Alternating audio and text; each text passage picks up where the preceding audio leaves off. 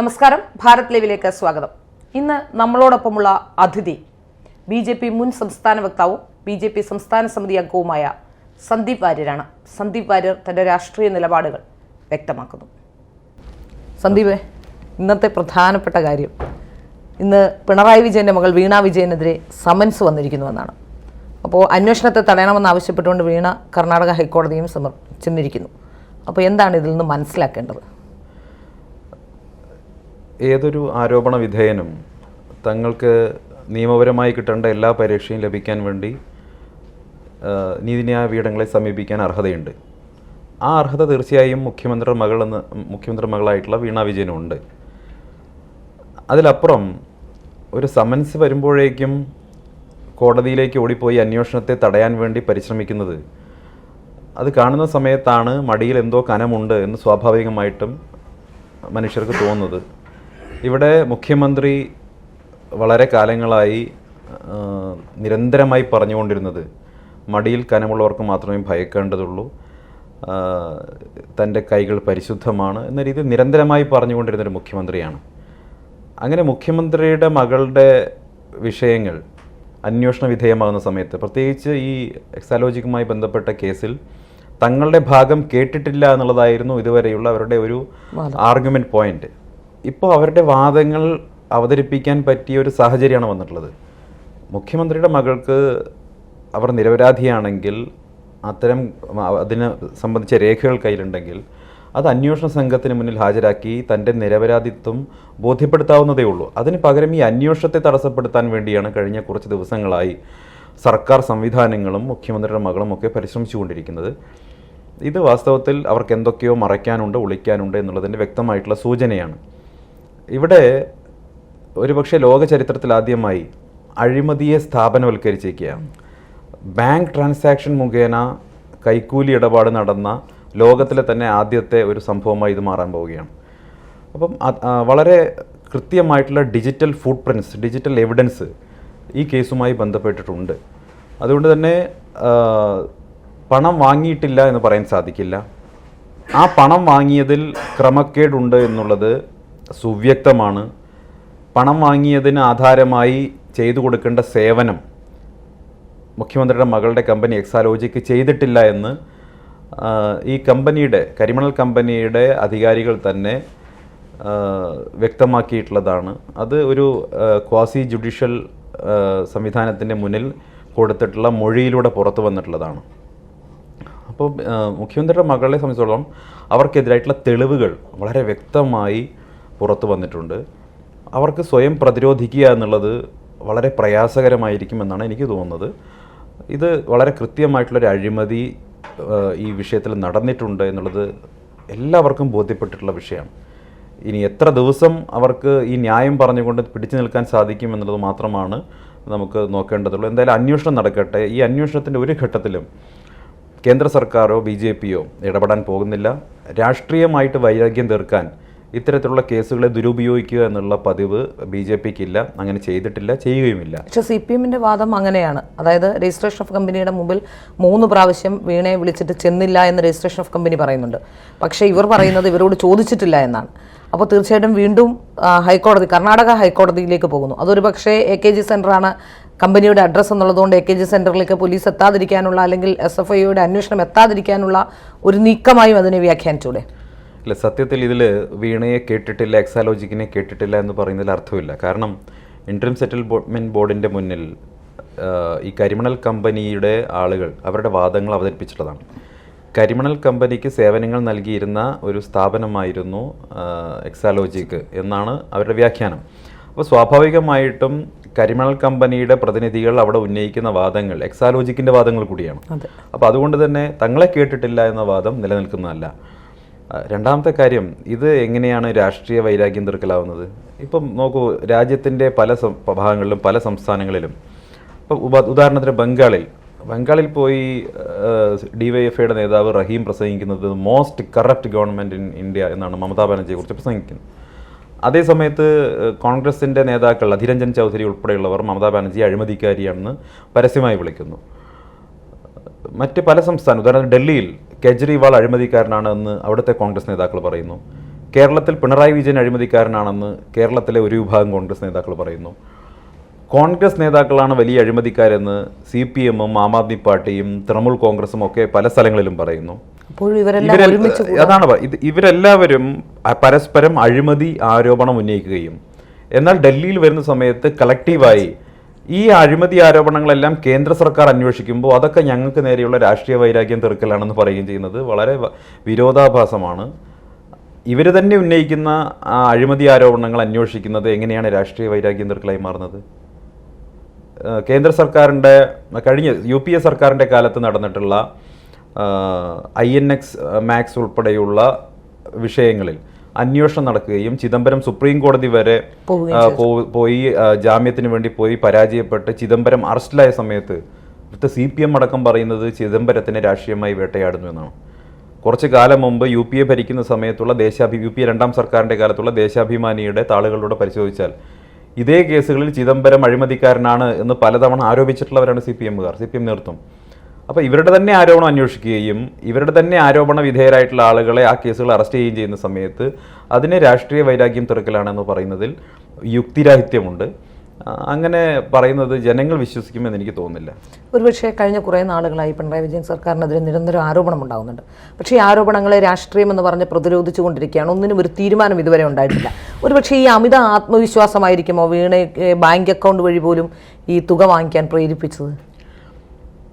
പിടിക്കപ്പെടില്ല എന്ന അമിത ആത്മവിശ്വാസം ഒരുപക്ഷെ പിണറായി വിജയനും മകൾക്കും ഉണ്ടായിരുന്നത് കൊണ്ടായിരിക്കും. അത് thanks to നരേന്ദ്രമോദീസ് initiative four digitalisation of Indian economy എന്ന് ഞാനതിൽ പറയുള്ളൂ. ബിക്കോസ് മുഖ്യമന്ത്രിയുടെ മകൾക്ക് ഞാൻ മനസ്സിലാക്കുന്നത് പണം വൈറ്റായിട്ട് ആവശ്യമുണ്ടായിരുന്നു.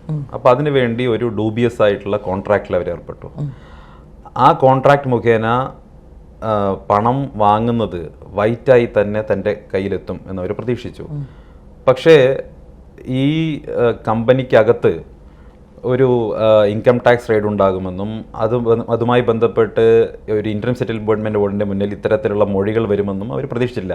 ഇവർ മാത്രമല്ലല്ലോ, ഈ ഊരാളുങ്കൽ ഉൾപ്പെടെ KMCT ഉൾപ്പെടെയുള്ള പല സ്ഥാപനങ്ങളുടെ പേരുകളും ഇതുമായി ബന്ധപ്പെട്ട് കേൾക്കുന്നുണ്ട്. അവർക്കൊക്കെ എന്ത് സേവനം അവർ ചെയ്തു കൊടുത്തിട്ടുള്ളത്? അത് മാത്രമല്ല, ഇങ്ങനെ സേവനങ്ങളൊക്കെ ചെയ്തു കൊടുത്ത് ഇത്രയും പണം ഉണ്ടാക്കുന്ന ഒരു കമ്പനി എന്തിനാണ് അടച്ചുപൂട്ടിയത്? ഇപ്പം ഒരു സ്റ്റാർട്ടപ്പ് തുടങ്ങി പ്രഗത്ഭയാണെന്നാണല്ലോ പറയുന്നത്. ഇപ്പം EP ജയരാജൻ പറഞ്ഞത് മുഖ്യമന്ത്രിയുടെ മകൾ പ്രഗത്ഭയാണെന്നാണ്. അപ്പം എന്തിനാണ് ആരോപണം വന്നപ്പോൾ ഈ കമ്പനി അടച്ചുപൂട്ടുന്നത്? അത് തന്നെ സൂചിപ്പിക്കുന്നത് ഇതിന് പുറകിൽ വലിയ അഴിമതി നടന്നിട്ടുണ്ട്. ഇതൊരു ഷെൽ കമ്പനി ആയിരുന്നു. മുഖ്യമന്ത്രിയുടെ അഴിമതി മറച്ചു പിടിക്കാനുള്ള ഒരു ഷെൽ കമ്പനി ആയിരുന്നു എക്സാലോജിക് എന്നുള്ളത് ആണ് ഈ വിഷയങ്ങളിൽ നിന്ന് പുറത്തു വരുന്ന സൂചന. മറ്റൊന്ന്, എക്സാലോജിക് എന്ന പേര് പോലും ഉപയോഗിക്കാനുള്ള അവകാശം വീണയ്ക്കുണ്ടോ എന്ന് സംബന്ധിച്ച് തർക്കപാടുണ്ട്. ഒറാക്കിളിൻ്റെ ഒരു പ്രൊഡക്റ്റാണ് എക്സാലോജിക് എന്നാണ് ഞാൻ മനസ്സിലാക്കുന്നത്. നേരത്തെ ഒറാക്കിളിലോ മറ്റോ ആയിരുന്നു വീണ ജോലി ചെയ്തിരുന്നത്. അപ്പം താൻ ജോലി ചെയ്തിരുന്ന സ്ഥാപനത്തിൻ്റെ അവരുടെ ട്രേഡ് മാർക്കുള്ള ഒരു പേരെടുത്ത് എങ്ങനെയാണ് വീണ കമ്പനി ഉണ്ടാക്കിയതെന്ന് സംബന്ധിച്ചൊക്കെ ചില ആരോപണങ്ങൾ ഉയർന്നു കേൾക്കുന്നുണ്ട്. അതെല്ലാം അവിടെ നിൽക്കട്ടെ, അതെല്ലാം രണ്ടാമത്തെ വിഷയമാണ്. പക്ഷേ ഒരു ഷെൽ കമ്പനി ഉണ്ടാക്കി അഴിമതിയെ സ്ഥാപനവൽക്കരിക്കുകയാണ് ഇവിടെ മുഖ്യമന്ത്രിയും മകളും ചെയ്തത്. എന്തായാലും ഇങ്ങനെയും അഴിമതി നടത്താം എന്ന് കണ്ടുപിടിച്ചതിന് പിണറായി വിജയന് ഒരു അവാർഡ് കൊടുക്കേണ്ടതാണ്. പിണറായി വിജയൻ പറയുന്നത് ഭാര്യ കമലയുടെ റിട്ടയർമെൻറ്റ് ആനുകൂല്യം കൊണ്ടാണ് കമ്പനി തുടങ്ങിയതാണ്. ഞാൻ മനസ്സിലാക്കുന്ന സന്ദീപിൻ്റെ അമ്മയും ടീച്ചറാണെന്നാണ്. അങ്ങനെ എന്തെങ്കിലും റിട്ടയർമെൻറ്റ് ആനുകൂല്യം കിട്ടിയിട്ട് എന്തെങ്കിലും കമ്പനി വല്ലതും തുടങ്ങിയിട്ടുണ്ടോ? അല്ലെങ്കിൽ അതിനുള്ള കാശുണ്ടായിരുന്നോ റിട്ടയർമെൻറ്റ് ആനുകൂല്യം എന്ന് പറയുമ്പോൾ? എനിക്ക് തോന്നുന്നു എൻ്റെ അമ്മ റിട്ടയർ ചെയ്തപ്പോൾ കിട്ടിയ പണം ഉപയോഗിച്ചൊരു ലാൻഡ് വാങ്ങിയിരുന്നു. അത് പിന്നീട് അമ്മ ജീവിച്ചിരിക്കുന്ന സമയത്ത് തന്നെ അമ്മ അത് വിൽക്കുകയുണ്ടായി. പിന്നെ വീട് നന്നാക്കാനും, പഴയ വീടാണ്, അതൊക്കെ നന്നാക്കാനും മറ്റും മാത്രമേ ഉപയോഗിച്ചിട്ടുള്ളൂ.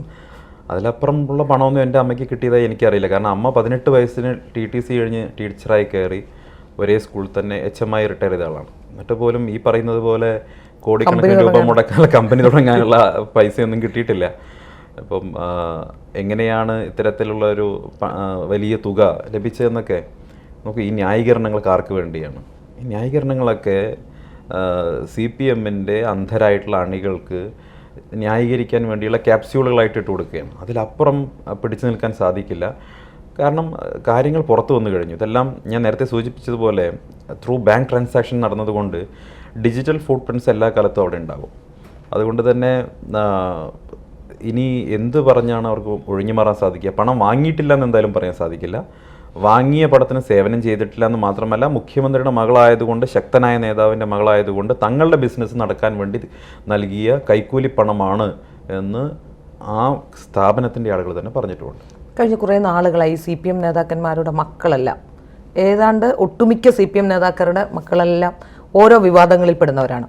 അതിൽ തന്നെ നമുക്കറിയാം കോടിയേരി ബാലകൃഷ്ണൻ്റെ മകന് ജയിൽ ശിക്ഷ അനുഭവിക്കേണ്ടി വന്നു. ഇങ്ങനെ നിരവധി പേർ, P. മോഹൻ്റെ മകൻ നിരന്തരം പ്രശ്നക്കാരനാണ്. കഴിഞ്ഞ ദിവസം ഗോവ ഗവർണറുടെ വാഹന വ്യൂഹത്തിലേക്ക് വരെ കടന്നു കയറാൻ ശ്രമിച്ചു. ഇങ്ങനെ നിരവധി നേതാക്കന്മാരുടെ മക്കൾ ആരോപണ വിധേയരാകുമ്പോഴും അവരെയൊക്കെ അവരുടെ രീതിയിലേക്ക് കേസ് നടത്തിക്കോട്ടെ എന്ന് പറഞ്ഞു വിടുകയാണ് പതിവ്. ഈ വീണയുടെ കാര്യത്തിൽ മാത്രം എന്താണ് ഈ CPM ഇത്തരത്തിലൊരു തീരുമാനത്തിലേക്ക് വന്നത്? ഇത് പ്രഗത്ഭയായതുകൊണ്ടാണോ അതോ പിണറായി വിജയൻ പ്രഗത്ഭനായതുകൊണ്ടാണോ? നോക്കൂ, കോടിയേരി ബാലകൃഷ്ണനോടും അദ്ദേഹത്തിൻ്റെ കുടുംബത്തോടും ഒരു വലിയ നീതികേട് കാണിച്ചു എന്നൊരു തോന്നൽ ഇപ്പോൾ CPMൻ്റെ അണികൾക്കുള്ളിൽ വ്യാപകമായിട്ടുണ്ട്.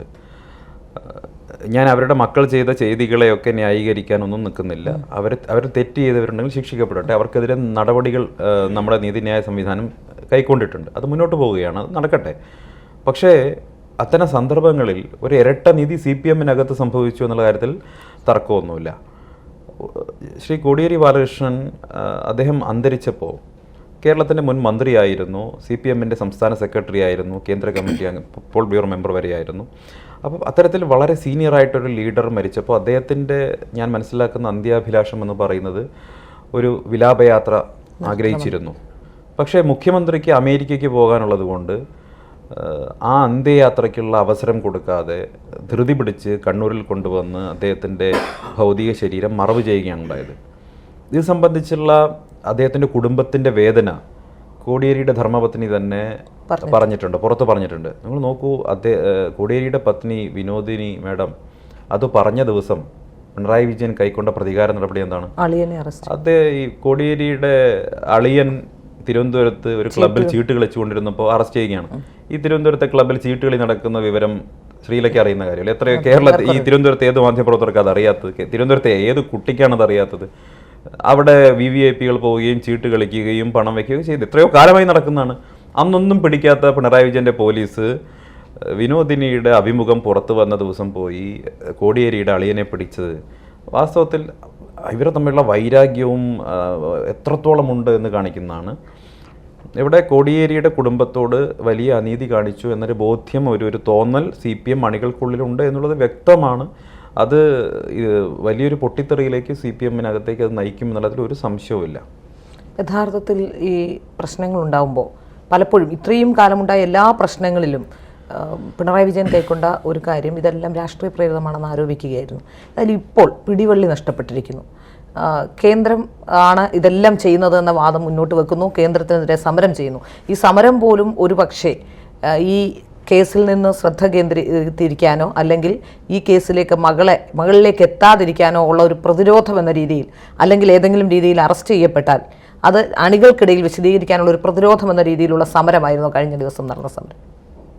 നോക്കൂ, കഴിഞ്ഞ ദിവസം നടന്ന സമരത്തിന് കേരളത്തിലെ ജനങ്ങളുടെ പിന്തുണ എവിടെയാണ് ലഭിച്ചത്?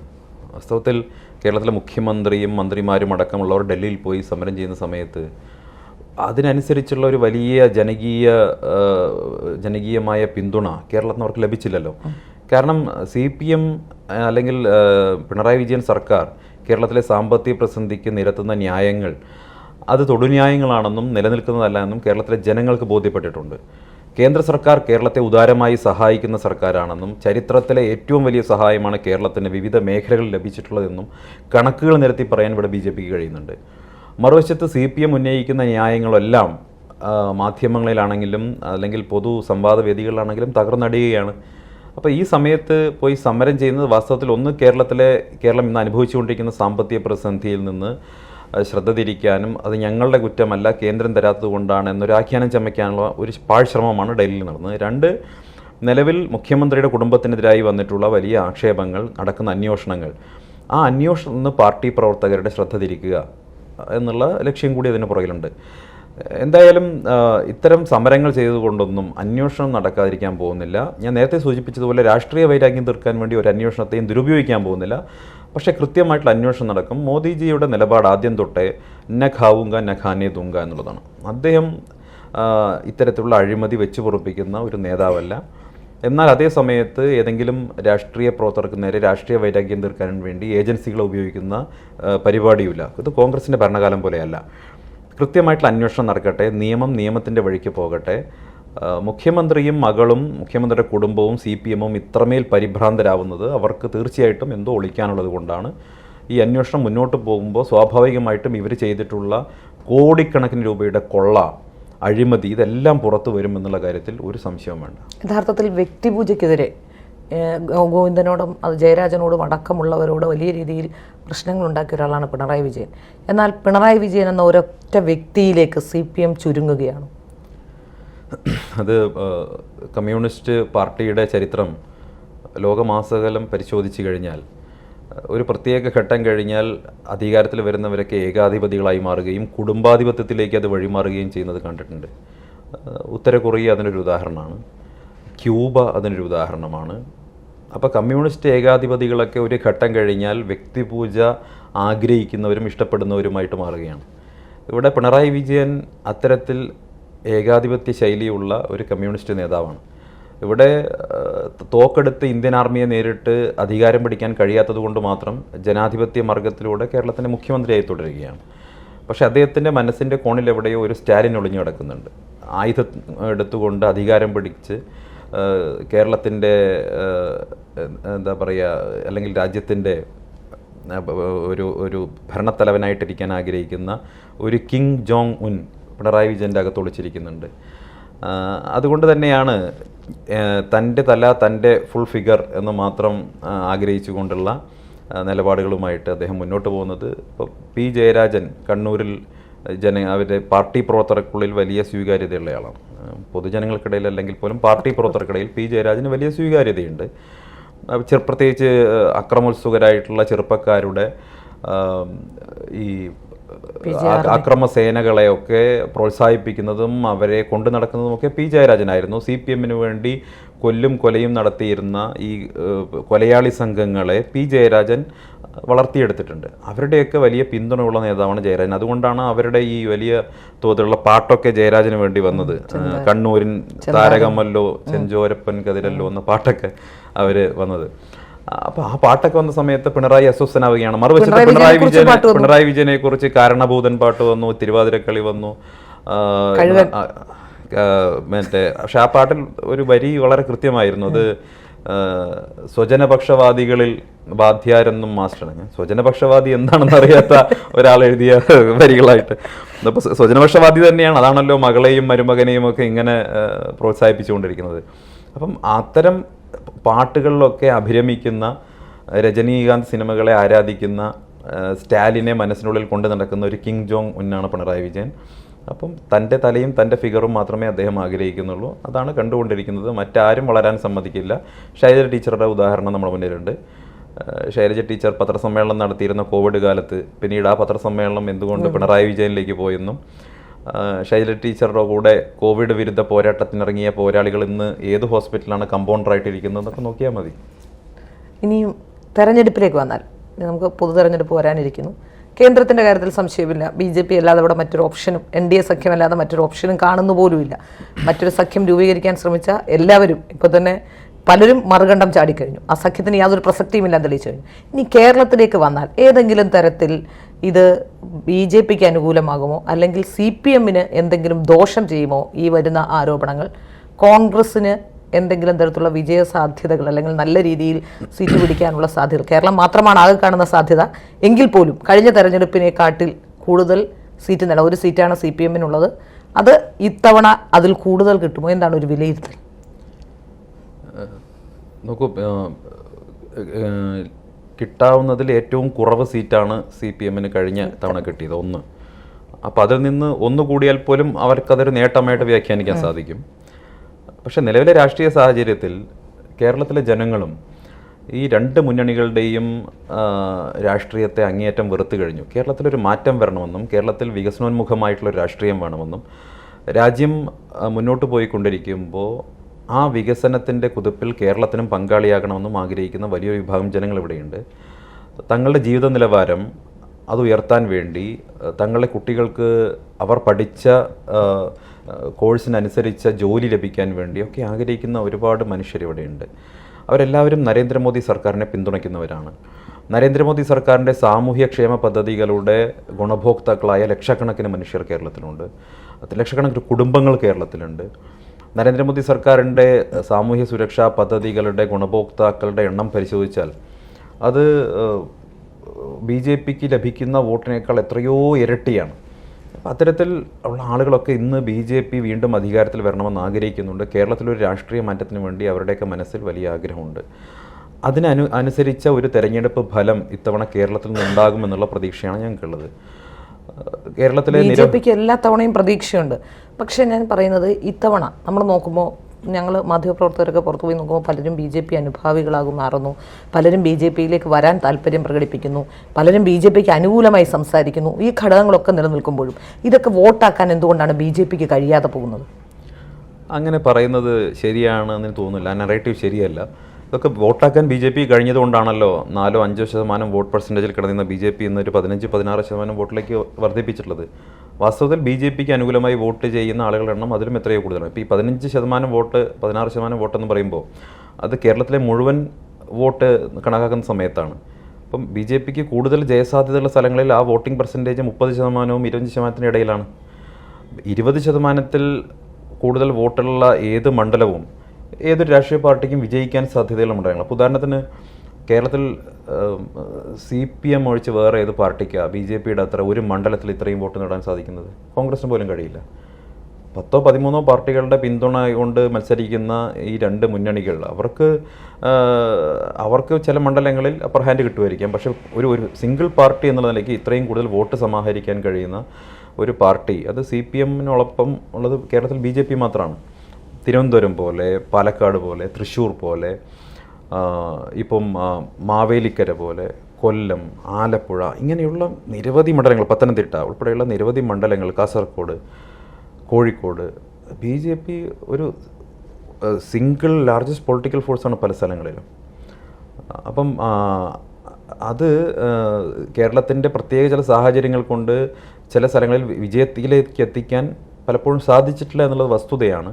അപ്പോൾ അത്തരം പ്രദേശങ്ങളിൽ BJPയെ വിജയത്തിലെത്തിക്കാൻ തക്കവണ്ണമുള്ള രാഷ്ട്രീയ സാഹചര്യം ഉണ്ടാക്കുക എന്നുള്ള പരിശ്രമമാണ് ഇപ്പോൾ നടത്തിക്കൊണ്ടിരിക്കുന്നത്. അതിൻ്റെ ഭാഗമായിട്ടാണ് ക്രിസ്ത്യൻ ഔട്ട്റീച്ച് ഉൾപ്പെടെയുള്ള കാര്യങ്ങൾ, മതന്യൂനപക്ഷ വിഭാഗങ്ങളുമായി കൂടുതൽ അടുക്കാൻ വേണ്ടിയുള്ള പരിശ്രമമൊക്കെ നടക്കുന്നത്. ദീർഘകാലമായി BJPക്ക് വോട്ട് ചെയ്തിട്ടില്ലാത്ത ഒരു വിഭാഗം ജനങ്ങളിലേക്ക് എത്താൻ വേണ്ടി BJP പരിശ്രമിക്കുകയാണ്. BJP ജനാധിപത്യത്തിൽ വിശ്വസിക്കുന്ന രാഷ്ട്രീയ പാർട്ടിയാണ്. അപ്പോൾ ഒരു തെരഞ്ഞെടുപ്പിൽ വിജയിച്ചില്ല, 2 തെരഞ്ഞെടുപ്പിൽ വിജയിച്ചില്ല എന്ന് കരുതി പരിശ്രമിക്കാതെ മാറി നിൽക്കുന്നവരല്ല. ഇപ്പം ഡൽഹിയിൽ CPM എത്രയോ കാലമായി ഡൽഹിയിലാണ് CPMൻ്റെ ആസ്ഥാനമുള്ളത്. ആ ഗോൾ മാർക്കറ്റിലെ വാർഡിൽ പോലും കോർപ്പറേഷൻ ഇലക്ഷനിൽ അവർ സ്ഥാനാർത്ഥി നിർത്താറില്ല. എനിക്കറിയില്ല ഗോൾ മാർക്കറ്റിലെ AKG സെൻറ്റർ ഭവനിൽ താമസിക്കുന്ന നേതാക്കന്മാർക്ക് ആർക്കാണ് വോട്ട് ചെയ്യുന്നത്? അവരുടെയൊക്കെ വോട്ട് അവിടെയാണ്. അവരാർക്കാണ് വോട്ട് ചെയ്യുന്നത്? CPMന് സ്ഥാനാർത്ഥിയില്ല. CPM അവിടെ കോർപ്പറേഷൻ ഇലക്ഷനിൽ പോലും ആളെ നിർത്തുന്നില്ല, നിയമസഭാ ഇലക്ഷനിൽ നിർത്താറില്ല, ലോക്സഭയിൽ നിർത്താറില്ല. ഇപ്പം കേരളത്തിന് പുറത്ത് തെരഞ്ഞെടുപ്പ് നടക്കുമ്പോൾ CPMൻ്റെ സ്ഥാനാർത്ഥികൾ പല സ്ഥലങ്ങളിൽ മത്സരിക്കുന്ന കാണാറുണ്ട്. ഇപ്പോൾ രാജസ്ഥാനിൽ മത്സരിച്ചിട്ടുണ്ട്, അതല്ലെങ്കിൽ മധ്യപ്രദേശിൽ മത്സരിച്ചിരുന്നു. അവരുടെ ആകെ ഒരു മുഖ്യമന്ത്രിയാണ് പിണറായി വിജയൻ. ഇദ്ദേഹം എന്തുകൊണ്ടാണ് അവിടെ നിന്നും പോയി ക്യാമ്പയിൻ ചെയ്യാത്തത്? അപ്പം തങ്ങൾക്ക് അനുകൂലമായിട്ടുള്ള സാഹചര്യങ്ങളിൽ മാത്രം രാഷ്ട്രീയ പ്രവർത്തനം നടത്തുക എന്നുള്ളത് CPMകാരുടെയും കോൺഗ്രസ്സുകാരുടെയും പരിപാടിയാണ്. ഏറ്റവും ഡിഫിക്കൽട്ടായിട്ടുള്ള ടെറൈനിൽ പോയി നിരന്തരമായ രാഷ്ട്രീയ പ്രവർത്തനം നടത്തി ജനങ്ങളുമായി സംവദിച്ച് അവരുടെ വിശ്വാസം ആർജിച്ചെടുത്ത് തെരഞ്ഞെടുപ്പിൽ ജയിക്കുക എന്നുള്ളത് BJPയുടെ DNA-യിലുള്ളതാണ്. ആ DNA BJPയിൽ ഉള്ളതുകൊണ്ടാണ് കോൺഗ്രസ് ഇതര സർക്കാർ ഈ രാജ്യത്തുണ്ടായത്. CPMനെ പോലെ തോറ്റു കൊടുത്തിരുന്നെങ്കിൽ 50-60 വർഷം പ്രതിപക്ഷത്തിരുന്ന് നിരന്തരമായി തോറ്റ് അതിൻ്റെ പേരിൽ നിരാശ ബാധിച്ച് ഒതുങ്ങിയിരുന്നെങ്കിൽ ഒരു കോൺഗ്രസ് ഇതര രാഷ്ട്രീയ പ്രസ്ഥാനം ഇന്ത്യയിൽ വളർന്നു വരില്ലായിരുന്നു. ദർ ഇസ് നോ ഓൾട്ടർനേറ്റീവ് എന്ന് പറഞ്ഞിരുന്നത് കോൺഗ്രസിനെ കുറിച്ചാണല്ലോ. ഇപ്പോൾ ശ്രീലയുടെ വായന്ന് ദർ ഇസ് നോ ഓൾട്ടർനേറ്റീവ് എന്ന് പറയുന്ന ആരെക്കുറിച്ചാണ്? BJPയെ കുറിച്ചാണ്.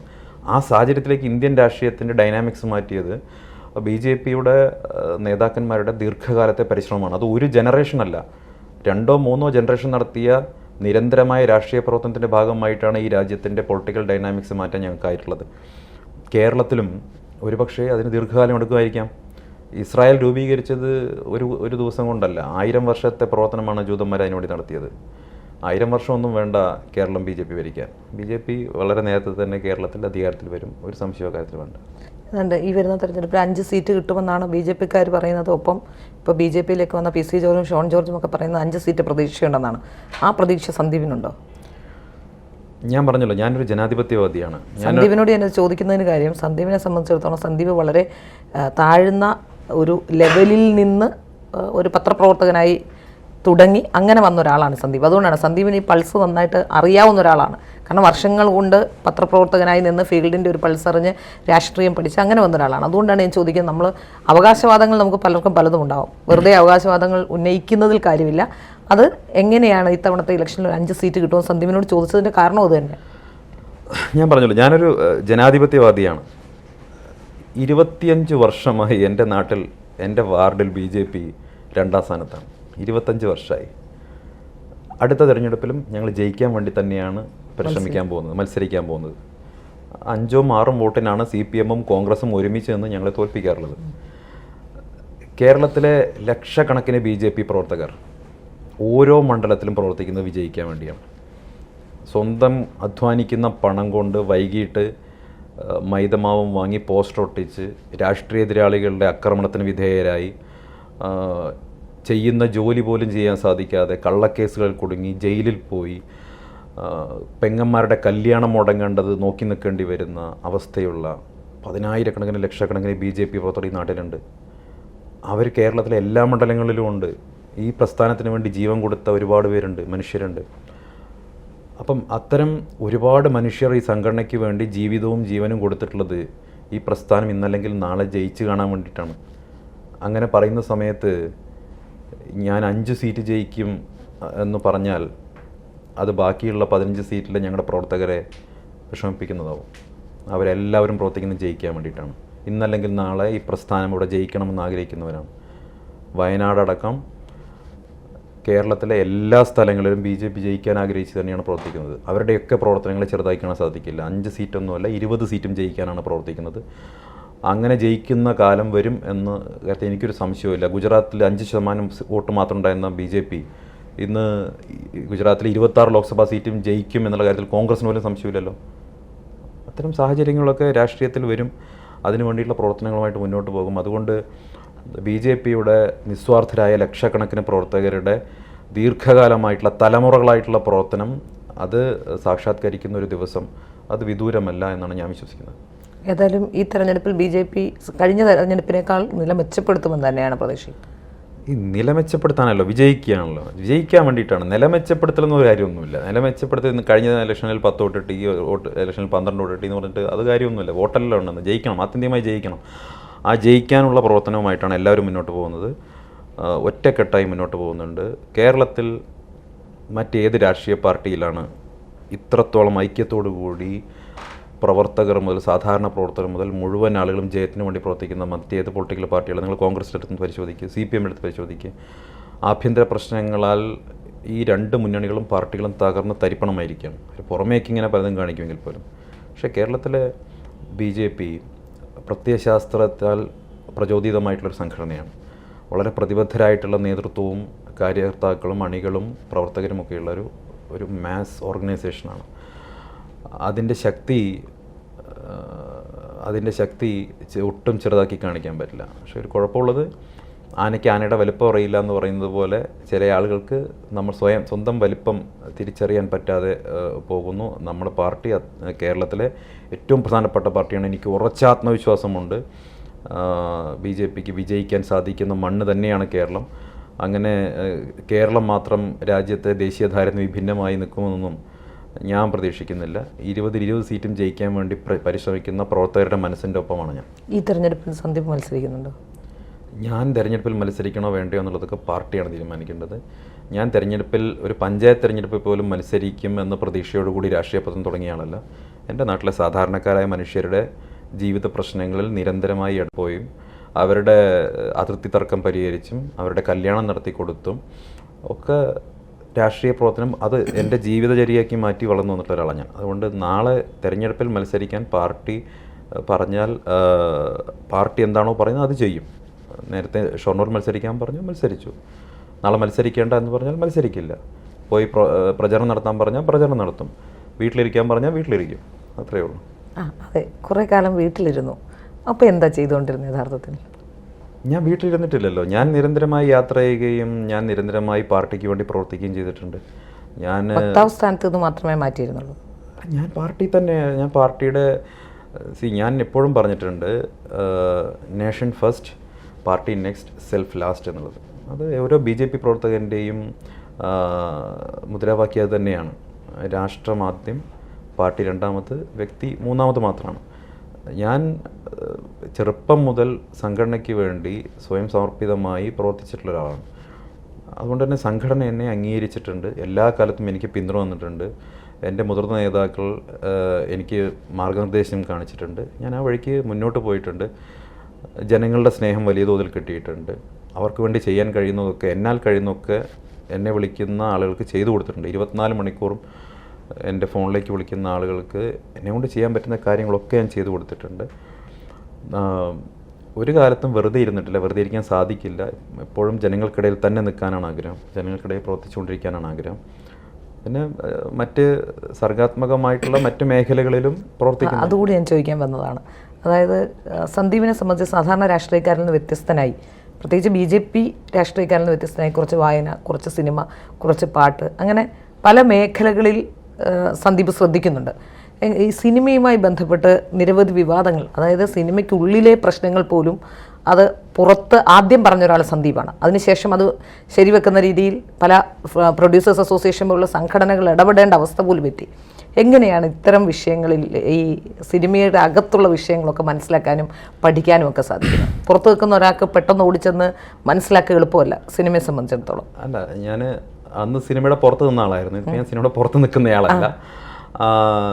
സിനിമാ മേഖലയിൽ ഒട്ടുമിക്ക ആളുകളുമായിട്ടും നല്ല സൗഹൃദമുണ്ട്. അത് പ്രൊഡ്യൂസർമാരുമായിട്ടും എഴുത്തുകാരുമായിട്ടും നടീനടന്മാരുമായിട്ടും ഒക്കെ നല്ല സൗഹൃദങ്ങളുണ്ട്. മലയാള സിനിമയുമായി ബന്ധപ്പെട്ട് ഞാൻ മിക്കവാറും എല്ലാ സിനിമകളും കാണാൻ ശ്രമിക്കുന്ന ഒരാളാണ്.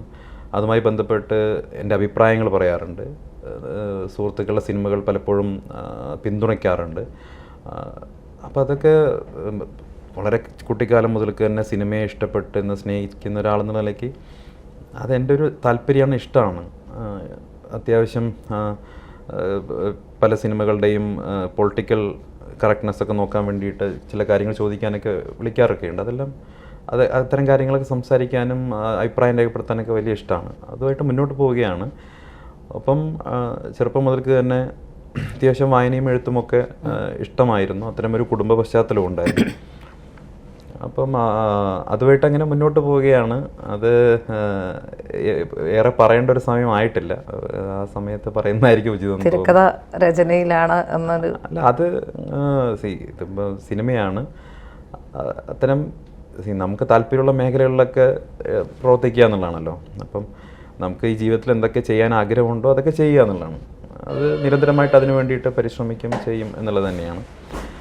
പിന്നെ ഞാൻ ഉന്നയിച്ച വിഷയങ്ങൾ പലതും കേരളം ചർച്ച ചെയ്തിട്ടുള്ളതും അത് ശരിയാണ് എന്ന് സിനിമയ്ക്കുള്ളിലെ തന്നെ വളരെ പ്രഗത്ഭരായിട്ടുള്ള ആളുകൾ പുറത്തു വന്ന് സമ്മതിച്ചിട്ടുള്ളതായിട്ടുള്ള കാര്യം. അതിലേക്കൊന്നും ഇനി ഞാൻ കടക്കാൻ ആഗ്രഹിക്കുന്നില്ല. പക്ഷേ വലിയ മാറ്റം അതിനുശേഷം മലയാള സിനിമയിലും ഒക്കെ സംഭവിച്ചിട്ടുണ്ട്. വലിയൊരു ഞാൻ മനസ്സിലാക്കുന്നിടത്തോളം ഞാൻ നടത്തിയ ഇടപെടലുകളും തീർച്ചയായിട്ടും അതിനൊരു കാരണമായിട്ടുണ്ടെന്നാണ് ഞാൻ വിശ്വസിക്കുന്നത്. മറ്റൊരു പ്രധാനപ്പെട്ട കാര്യം, സിനിമയുമായി ബന്ധപ്പെട്ട് നോക്കുകയാണെങ്കിൽ സാംസ്കാരിക രംഗത്തും സിനിമാ രംഗത്തുമൊക്കെ ഇടതുപക്ഷക്കാരല്ലാത്തവരെ അവർ ടാർഗറ്റ് ചെയ്യുന്ന ഒരു രീതിയുണ്ട്. പത്രപ്രവർത്തന രംഗത്ത് അടക്കമുണ്ട്. അത് യാതൊരു നമുക്ക് ഒളിച്ചു വെക്കാവുന്ന ഒന്നല്ല. അപ്പോഴും ഈ വലതുപക്ഷ രാഷ്ട്രീയം ഉയർത്തിപ്പിടിച്ചുകൊണ്ട്, പ്രത്യേകിച്ച് സംഘി എന്ന് പറഞ്ഞാൽ സിനിമാക്കാരൊന്നടങ്കം കൂളോടെ ഇളകി വരുന്ന കാഴ്ചയാണ് നമ്മൾ കാണുന്നത്. ഇപ്പോൾ ശ്രീകുമാരൻ തമ്പിയുമായി ബന്ധപ്പെട്ട വിവാദത്തിൽ പോലും, ആ പ്രശ്നത്തിൽ പോലും ശ്രീകുമാരൻ തമ്പി പറയുന്നത് അദ്ദേഹത്തെ ടാർഗറ്റ് ചെയ്യുന്നത് ഹൈന്ദവ സംഘടനകളുമായുള്ള ബന്ധം കൊണ്ടാണെന്നാണ്. പിന്നെ എങ്ങനെയാണ് കൃത്യമായ അഭിപ്രായം പറയുന്ന സന്ദീപിനെ പോലെ ഒരാൾക്ക് അവിടെ അക്സെപ്റ്റൻസ് നേടിയെടുക്കാൻ കഴിഞ്ഞത്? ഒന്ന്, ശ്രീകുമാരൻ തമ്പി സാറിനോട് കാണിച്ചത് വളരെ മോശമായിട്ടുള്ള കാര്യമായിപ്പോയി. അദ്ദേഹത്തോട് കേരള ഗാനം എഴുതാൻ ആവശ്യപ്പെടുകയും അത് എഴുതി കൊടുത്ത ശേഷം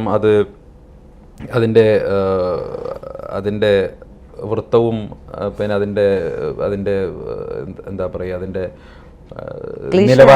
നിലവാരവും ഒക്കെ അളക്കാൻ സച്ചിദാനന്ദൻ ആരാണ്? ഞാൻ സച്ചിദാനന്ദൻ്റെ എനിക്കറിയില്ല. സച്ചിദാനന്ദൻ്റെ കവിതകൾ ആരെങ്കിലും മലയാളികൾ പാടിക്കൊണ്ട് നടക്കുന്നതായിട്ട് എനിക്കറിയില്ല. പക്ഷേ ശ്രീകുമാരൻ നമ്പി സാർ അങ്ങനെയാണോ? അദ്ദേഹത്തിൻ്റെ പാട്ടുകൾ, ഗാനങ്ങൾ, കവിതകൾ ഇതൊക്കെ മലയാളികൾക്ക് ഏറെ പ്രിയപ്പെട്ടതാണ്. പിന്നെ ഞാൻ മനസ്സിലാക്കുന്ന അദ്ദേഹത്തോട് വളരെ ലളിതമായിട്ട് ചെറിയ കുട്ടികൾക്ക് വരെ ആലപിക്കാൻ സാധിക്കുന്ന ഒരു ഗാനം എന്ന് പറയുന്ന സമയത്ത് കേരളത്തെക്കുറിച്ച് വേറെന്താ എഴുതേണ്ടത്?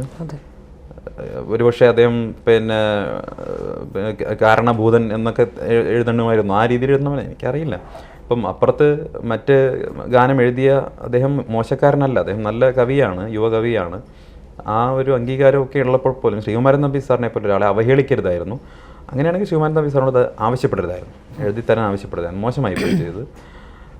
ഇത്തരം ഇപ്പം നേരത്തെ സൂചിപ്പിച്ചല്ലോ ഇടതുപക്ഷത്തിൻ്റെ അത് ഈ മേഖലയിൽ മാത്രമൊന്നുമല്ല.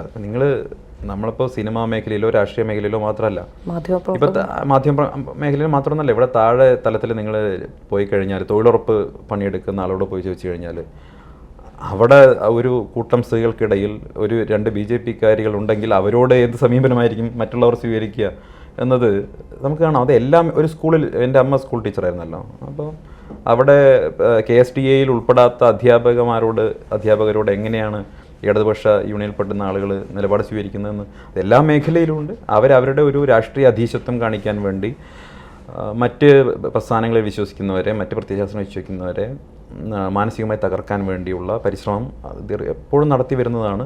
അത് എല്ലാ മേഖലയിലുമുണ്ട്, സിനിമയിലുമുണ്ട്, പത്രപ്രവർത്തന രംഗത്തുമുണ്ട്, എല്ലായിടത്തും ഉണ്ട്. പക്ഷേ ആത്യന്തികമായി കഴിവുള്ള ആളുകളെ തടഞ്ഞു നിർത്താനൊന്നും എവിടെയും സാധിക്കില്ല. പിന്നെ ഇപ്പോൾ പഴയതുപോലെയല്ല, എല്ലാ മേഖലയിലും ഇടതുപക്ഷത്തിൻ്റെ സ്വാധീനം കുറഞ്ഞു വരികയാണ്, മറുവശത്തിൻ്റെ സ്വാധീനം വർദ്ധിച്ചു വരുന്നുണ്ട്. ഈ 2 നറേറ്റീവുകൾക്കും 2 ആഖ്യാനങ്ങൾക്കും നമ്മുടെ സൊസൈറ്റിയിൽ സ്ഥാനമുണ്ട് എന്നാണ് ഞാൻ മനസ്സിലാക്കുന്നത്. അപ്പോൾ എനിക്ക് തോന്നുന്നു തിരക്കുണ്ട്, ഇനിയിപ്പോൾ വൈൻഡപ്പ് ചെയ്യാൻ തോന്നുന്നു. ഇനിയും ഏതായാലും സമകാലീന രാഷ്ട്രീയ വിഷയങ്ങൾ മുതൽ സിനിമ വരെ എത്തുന്ന വിഷയങ്ങളിലാണ് ഇപ്പോൾ സന്ദീപിൻ്റെ അഭിപ്രായം വ്യക്തമായി പറഞ്ഞത്. ഇനി അടുത്ത് ഇപ്പോൾ തിരക്കുണ്ട്, സന്ദീപിന് മറ്റൊരു പരിപാടിയുമായി പോകണം. ഇനി ബാക്കിയുള്ള കാര്യങ്ങൾ പിന്നീട് നമുക്ക് അടുത്ത ഇൻ്റർവ്യൂവിൽ ചോദിച്ചറിയാം.